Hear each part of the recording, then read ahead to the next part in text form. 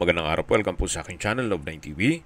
Nandito po tayo ngayon sa isang guarded subdivision dito sa Quezon City. Ito pong bagong video presentation natin ay isang 2-story house na may lot area na 430 square meters. May floor area po ito na 370 square meters, nakabakod na po at may landscape. At ito pong bahay ay well-maintained.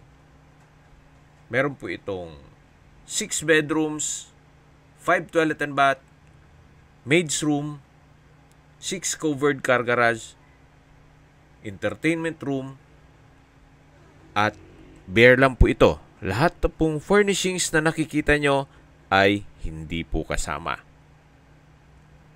Well, kung sakali man po na maibigan nyo, try nating makipag-negotiate kay owner. Ang full video presentation po ay mapapanood nyo sa aking main YouTube channel na Love9 TV Official.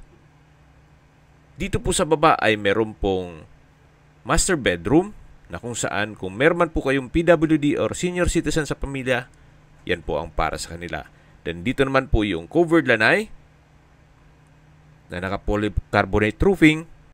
At tungkol naman po sa dokumento nito, ito po'y titulado, buhay po ang may-ari, kaya wala po kayong maging problema sa documentation o sa transfer ng title.